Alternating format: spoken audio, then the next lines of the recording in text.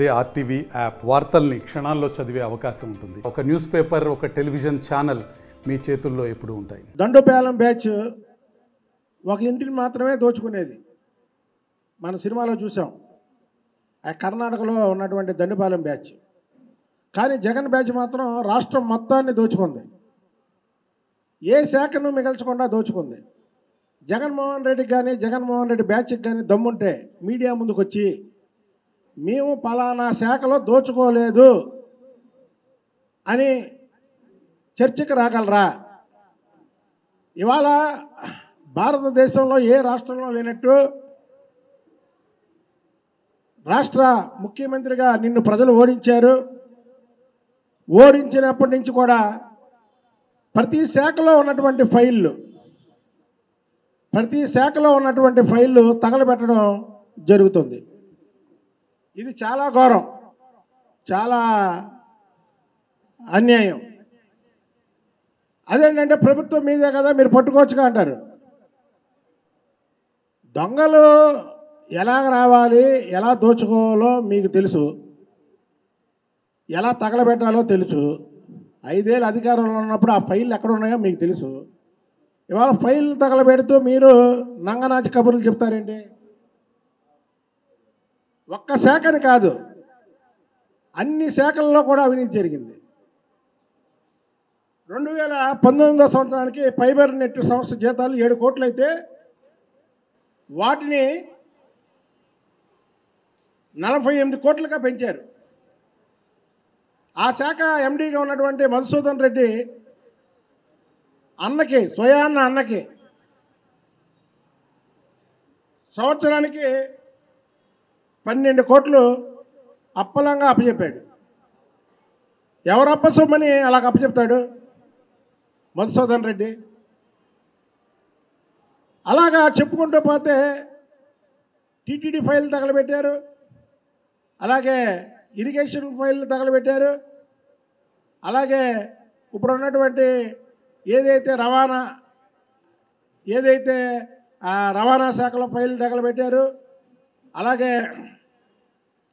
వ్యవసాయ శాఖ ఫైళ్ళు,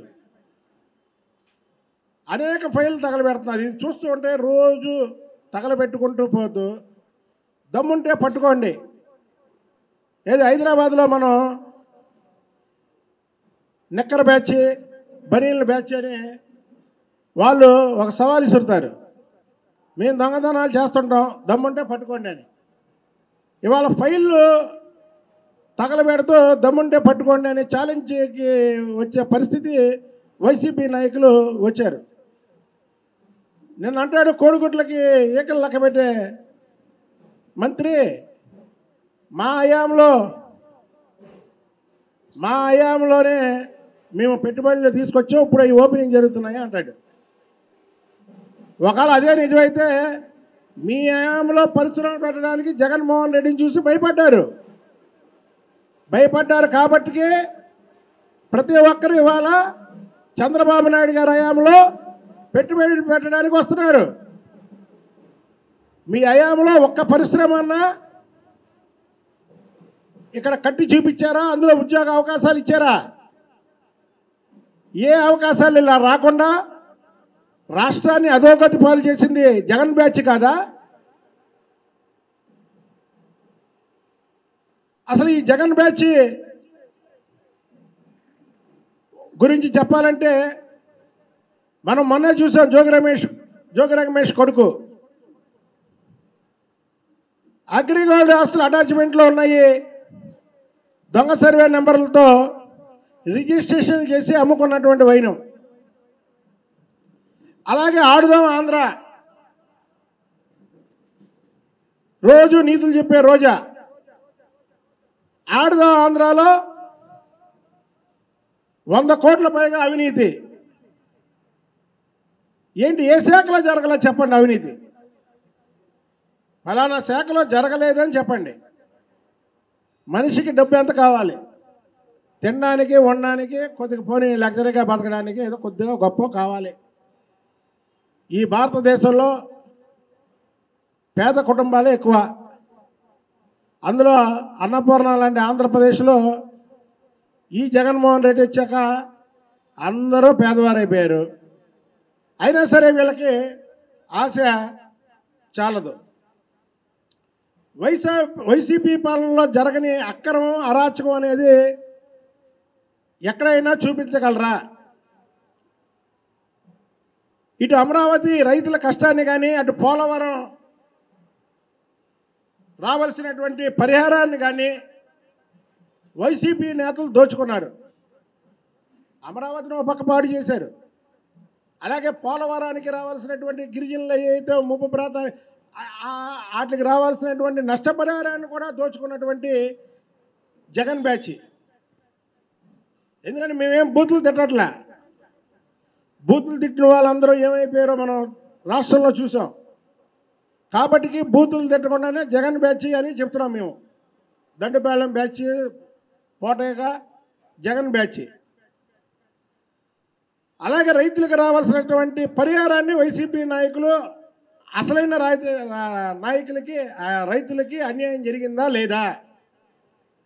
నకిలీ పట్టాలు సృష్టించి ఈ జగన్ బ్యాచ్ కోట్లాది రూపాయల పరిహారాన్ని జేబులో వేసుకున్నారా లేదా? రండి, ఇవాళ ఒకరో ఇద్దరు ముగ్గురు మీడియా ముందుకు వస్తున్నారు కదా. నేను అడిగిన ప్రశ్నలకి మీరు సమాధానం చెప్పండి. గేదె చేలో మేస్తే దూడ గట్టున మేయదా అన్నట్టు జగన్ బ్యాచ్ ఇది ఉంది. అంటే జగన్మోహన్ రెడ్డి పెద్ద పెద్ద దోపిడీలు చేస్తుంటే అతను అధికారం అప్పచెప్పినటువంటి మంత్రులు కానీ, ఎమ్మెల్యేలు కానీ మా నాయకుడే తిన్నాడు, మేము తింటే తప్పేంటి అనుకునే సామెతగా మొత్తం కూడా దోచుకు తిన్నారు ఈ రాష్ట్రాన్ని. ఇవాళ చంద్రబాబు నాయుడు గారు లాంటి అనుభవం గల నాయకుడికే ఏంటి ఈ రాష్ట్రాన్ని ఇంత అధోగతి పాలు చేశారని బాధపడుతున్నటువంటి వైన్యం. చంద్రబాబు నాయుడు గారు ముఖ్యమంత్రిగా ఆ పీఠం ఎక్కిన తర్వాత అక్కడ చూస్తే ఏ శాఖలో కూడా నీళ్ళు, అంటే శాఖలన్నీ కూడా భుజించేశారు వీళ్ళు. ఇది చాలా దుర్మార్గమైనటువంటి చర్య. దీని మీద వైసీపీ అలాగే జగన్ బ్యాచ్కి ఛాలెంజ్ ఇస్తున్నది ఒకటే. మేము వాళ్ళ అధికారంలో ఉన్న 5 సంవత్సరాలు మేము ఫలానా శాఖలో దోచుకోలేదు అని చెప్పగల దమ్ము ఎవరికైనా ఉంటే మీడియా ముందుకు రమ్మను, నేను వస్తా, అన్ని శాఖల ఫైళ్ళు పట్టుకొని వస్తా. మీకు ఆ దమ్ము ధైర్యం ఉందా? మీకు ఆ దమ్ము ధైర్యం ఉంటే నేను రావడానికి సిద్ధంగా ఉన్నా.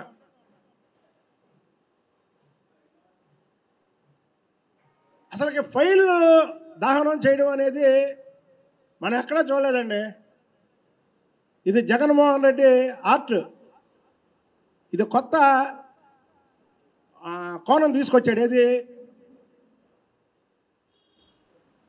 అసలుకి ఏంటిది అనేది ప్రతి ఒక్కరికి తెలియని పరిస్థితి అయిపోయింది. ఏంటి ఫైల్ ఏంటి, దగ్ధం ఏంటి, ఫైల్ ఏంటి, దగ్ధం ఏంటి, అసలు ఈ శాఖ లేదు, ఆ శాఖ లేదు. ఇది జగన్మోహన్ రెడ్డి ఆర్ట్. ఇది ఎవ్వరికి అర్థం కానటువంటి ఆర్ట్. మదనపల్లిలో సబ్ కలెక్టర్ కార్యాలయంలో దహనం చేశారు. సిఐడి విభాగంలో ఫైల్ దగ్ధం చేశారు. పోలవరం ఫైళ్ళు తాజాగా, అలాగే టీటీడీలో ఫైళ్ళు. అది ఫైల్ దగ్ధం ఏంటనేది ప్రజలకు అర్థం కాని విషయం. ప్రజలకు చెప్పేది ఏంటంటే ఫైల్ ఎందుకు దగ్ధం చేశారంటే వీళ్ళు విపరీతమైనటువంటి కరప్షన్ చేశారు ప్రతి శాఖలో. చేసి ఆ ఫైలుకు సంబంధించినటువంటి ఈరోజు మేము కొత్తగా వచ్చినటువంటి ప్రభుత్వం కానీ, ప్రభుత్వంలో ఉన్నటువంటి అధికారులు కానీ ఆ ఫైల్ తీస్తే ఇలా దొంగతనం మొత్తం కూడా బయటపడింది. అయితే ఏంటంటే ఆ దొంగతనం బయటపడి ఎక్కడ అరెస్ట్కి వెళ్తామా అని ఫైల్ దగ్ధం చేస్తున్నారు. అదే మా ప్రజలు మీరు తెలుసుకోవాల్సిన విషయం ఏంటంటే వీళ్ళ బండారం బయటపడుతుందనే ఒక దీంతో ఫైళ్ళు దగ్ధం చేస్తున్నారు. కాబట్టి వీళ్ళందరికి కూడా చంద్రబాబు నాయుడు గారు చెప్పారు, 2019లో అధికారులకు చెప్పారు, 2004 నుంచి 2009 వరకు వైఎస్ రాజశేఖర రెడ్డి ముఖ్యమంత్రిగా ఉన్న టైంలో జగన్మోహన్ రెడ్డికి ఆ రోజు సూట్ కేస్ కంపెనీల ద్వారా అవినీతి జరిగినటువంటి చాలామంది ఐఏఎస్లు జైలు పాలయ్యారు, మీరు జాగ్రత్తగా ఉండండి అని చిలక్క చెప్పినట్టు అధికారులకు కూడా చెప్పాడు. విన్నారా? మంచి మాటలు చెవును పడవు, చేసేవాళ్ళేమో జగన్మోహన్ రెడ్డి అధికారంలో ఉన్నటువంటి అధికారులు, చేయించేవాడేమో జగన్మోహన్ రెడ్డి బ్యాచ్. ఇవాళ ఏమైంది? ఒక్కొక్క అధికారి సస్పెండ్ అవుతున్నాడు, రేపు అందరూ జైలుకి వెళ్తారు. ప్రజాధనాన్ని దోచుకున్న ఏ వ్యక్తి కూడా రోడ్డు మీద తిరగడానికి అనర్హుడు. వాళ్ళు ముఖ్యమంత్రి పదవులు చేసిన ఐఏఎస్లు అవని, ఐపీఎస్లు అవని, ఎంఆర్ఓలు అవని, లేదా ఎమ్మెల్యేలు అవని, కార్పొరేటర్లు అవని, చైర్మన్లు అవని, ఎమ్మెల్సీలు అవని, ఏ వ్యక్తి అయినా సరే ప్రజాధనాన్ని దోచుకున్న ఏ వ్యక్తి అయినా సరే ప్రజల్లో తిరగడానికి అనర్హుడు. కాబట్టి జగన్మోహన్ రెడ్డి ప్రభుత్వంలో దోచుకున్న ప్రతి ఒక్కరూ కటకటాలు లెక్క పెట్టక తప్పదు అని తెలియజేస్తున్నాము. లాస్ట్ అండ్ ఫైనల్ ఒకటే చెప్తున్నా, నేను ఇసిరిన ఛాలెంజ్కి ఎవరైనా కట్టుబడి ఉంటారా? ఫలానా శాఖలో, ఈ రాష్ట్రంలో ఎన్నో శాఖలు ఉన్నాయి, ఒక్క శాఖలో అవినీతి జరగలేదని చూపించడానికి దమ్ము ఎవరికైనా ఉందా? ఉంటే నేనే వస్తా, ఆ శాఖకు సంబంధించిన ఫైల్ పట్టుకొని వస్తా. కాబట్టి ఇది ప్రజాప్రభుత్వం. ప్రజాప్రభుత్వంలో ఒకటే గుర్తుపెట్టుకోండి, ఇవాళ చంద్రబాబు నాయుడు గారు ముఖ్యమంత్రిగా ప్రమాణ స్వీకారం చేసి దాదాపు 3 నెలలు కావస్తుంది.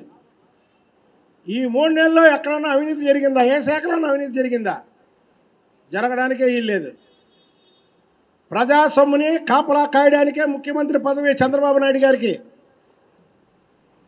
ప్రజల సొమ్ము దోచుకోవడమే జగన్మోహన్ రెడ్డికి ఆదర్శం. ముఖ్యమంత్రి పదవి ఆయనకు కావాలి. చంద్రబాబు నాయుడు గారికి ఏమో ప్రజా సొమ్ముని కాపాడడం కోసం ముఖ్యమంత్రి కావాలి, జగన్మోహన్ రెడ్డికి ప్రజా సొమ్ముని దోచుకోవడం కోసం ముఖ్యమంత్రి కావాలి. ఇది వీళ్ళిద్దరికీ ఉన్నటువంటి తేడా ప్రజలు గమనించాలని కోరుకుంటున్నారు. హైదరాబాద్ సుచిత్రా సర్కిల్ కి ఒక విశేషం, మీ లలిత జ్యువెలరీ సుచిత్రా సర్కిల్ కి వచ్చేసింది. ఆగస్ట్ 18న బ్రహ్మాండమైన ప్రారంభోత్సవం. Lalitha jewellery, a block, green park avenue, Suchitra road. మీ లలిత జ్యువెలరీలో ధరలు చెక్ చేయండి. డబ్బులు చాలా చాలా ఆదా చేస్తారు. డబ్బులు ఎవరికి ఊరికే రావు.